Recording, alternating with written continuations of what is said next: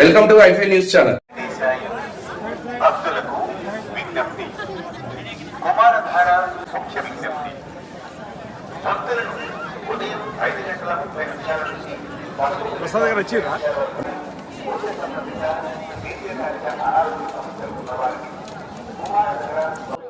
జై శ్రీమన్నారాయణ. తిరుమల శ్రీ వెంకటేశ్వర స్వామిని దర్శించుకోవడం జరిగింది. లోక కళ్యాణం జరగాలని, కలియుగ దైవంగా ప్రతినిత్యం వేలాది మంది భక్తులకు దర్శన భాగ్యం కల్పిస్తూ వారి కోరిన కోరికలను తీర్చేటువంటి దేవుడిగా మరి తిరుమల శ్రీ వెంకటేశ్వర స్వామి సన్నిధిలోకి వచ్చి ఓ ఆధ్యాత్మిక భావంతో కోరిన కోరికలు నెరవేరే తండ్రి అని చెప్పని, కొత్తగా కొన్ని కోరికలు కోరుకుంటున్న కోరికలు తీర్చుతారని చెప్పని కోరేటువంటి కార్యక్రమాలు ప్రతినిత్యం భక్తుల సంఖ్య పెరుగుతున్న క్రమంలో ఈరోజు ఆ స్వామివారిని దర్శించుకోవడం జరిగింది.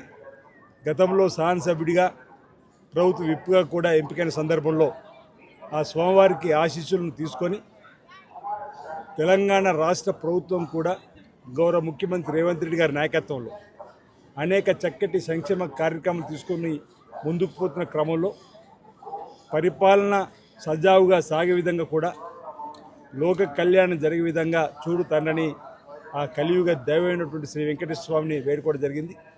తెలంగాణలో ప్రభుత్వం ఏర్పడగానే అంతకంటే ముందు ఇచ్చిన హామీల్ని ఒకటొకటి అమలు చేస్తూ ముందుకు పోతా ఉంది తెలంగాణ రాష్ట్ర ప్రభుత్వం గౌరవ ముఖ్యమంత్రి రేవంత్ రెడ్డి గారి నాయకత్వంలో.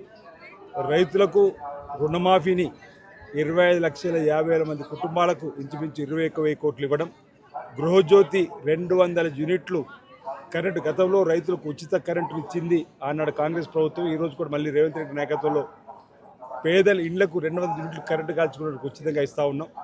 అదేవిధంగా అక్కడ ఆడతల్లు ఆర్టీసీ బస్సులో ప్రయాణం ఉచితం చేసినాం. ఇప్పటి వరకు 1,150 కోట్ల ప్రయాణాలు జరిగినాయి.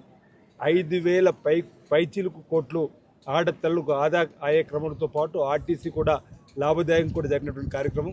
రాజీవ్ ఆరోగ్యశ్రీని 10 లక్షలు కూడా చేసుకొని ముఖ్యమంత్రి గారి సహాయనిధి నుండి కూడా అనేక కార్యక్రమాలు ఇస్తూ అక్కడ స్పోర్ట్స్ యూనివర్సిటీ, స్కిల్స్ యూనివర్సిటీ, విద్యా విధానంలో సమూల మార్పులు చేస్తూ ఏటీసీని తీసుకురావడం, అక్కడ హైదరాబాద్లో మరి 4th సిటీగా కూడా అవతరించేటువంటి కార్యక్రమం చేయడం, ఈరోజు మూసీ నదిని ప్రక్షాళన చేయడం, సుందరీకరణ చేసేటువంటి కార్యక్రమం, ఈ విధంగా అనేక చక్కటి కార్యక్రమాలు గౌరవ ముఖ్యమంత్రి రేవంత్ రెడ్డి గారి నాయకత్వం తెలంగాణ రాష్ట్ర ప్రభుత్వం ముందుకు పోతున్న క్రమంలో ఎలాంటి ఆటంకాలు కూడా చూడకుండా చూడుతాండ్రి అని చెప్పని ప్రభుత్వానికి కూడా ఆశీస్సులు ఇచ్చి ప్రజలందరూ కూడా మంచి జరిగే విధంగా చేసే ప్రభుత్వానికి కూడా మరి వారి ఆశీస్సులు అందాలని చెప్పని కూడా ప్రధానంగా లోక కళ్యాణం జరగాలని కూడా ఈ సందర్భంగా స్వామివారిని వేడుకోవడం జరిగింది. రాబో రోజుల్లో కూడా ప్రతినిత్యం వస్తున్నటువంటి భక్తుల సంఖ్యకు అనుగుణంగా ఇక్కడ కూడా తిరుమల తిరుపతికి సంబంధించినటువంటి మరి దేవస్థానం వారి సౌకర్యాలు ఏర్పడిస్తున్న క్రమంలో ఉమ్మడి ఆంధ్రప్రదేశ్లో ఉన్నప్పుడు తెలంగాణ నుంచి కూడా అనేక మంది వచ్చే భక్తులకు అక్కడ ఉన్నటువంటి గౌరవ శాసనసభ్యుల లేఖలకు, శాసనమండలి సభ్యుల లేఖలకు సిఫారసుతో ఇక్కడ మరి దర్శన భాగ్యం కల్పించేవాళ్ళు. ఈ మధ్యలో తెలంగాణ నుంచి వచ్చేటువంటి శాసనసభ్యులకు సంబంధించి, శాసనమండలికి సంబంధించి, పార్లమెంట్కి సంబంధించినటువంటి సిఫారసు లేఖలకు అక్కడ భక్తులకు దర్శన భాగ్యం కలిగించాలని మా గౌరవ ముఖ్యమంత్రి రేవంత్ రెడ్డి గారు ఇక్కడ ఆంధ్రప్రదేశ్ ముఖ్యమంత్రి శ్రీ చంద్రబాబు నాయుడు గారికి లేఖ రాయగానే వారు ప్రభుత్వ పక్షాన్ని ఒప్పుకోవడం జరిగింది గత 2 మాసాల క్రితం, 3 మాసాల క్రితం కూడా. కానీ ఇప్పటివరకు ఇంకా టీటీడీ అధికార యంత్రాంగం తరఫున ఆ లేఖల సిఫారసు తెలంగాణ నుంచి వచ్చేటువంటి వారికి సంబంధించిన లేఖలు ఇంకా తీసుకోవడం లేదు. కాబట్టి ఈ సందర్భంగా నేను ఇక్కడ ఉన్నటువంటి ఆలయ ఈఓ గారికి, ఆలయ చైర్మన్ గారికి మా తెలంగాణ ప్రభుత్వ పక్షాన ఇప్పటికే మా ముఖ్యమంత్రి గారు ఇచ్చినటువంటి లేఖ ఆధారంగా ఇక్కడ ముఖ్యమంత్రి చంద్రబాబు నాయుడు ఇచ్చినటువంటి ఆదేశాలకు అనుగుణంగా తెలంగాణ నుంచి వచ్చే భక్తులకు కూడా అక్కడ శాసనసభ్యులు, శాసనమండలి సభ్యులు, పార్లమెంట్ సభ్యులు, మంత్రులు ఇచ్చేటువంటి సిఫారసు లేఖ తీసుకుంటారు. సిఫారసు లేఖలు తీసుకొని వారికి కూడా దర్శన భాగ్యం త్వరగతిన శ్రీ వెంకటేశ్వర స్వామి వారిది కలిగే విధంగా చూడాలని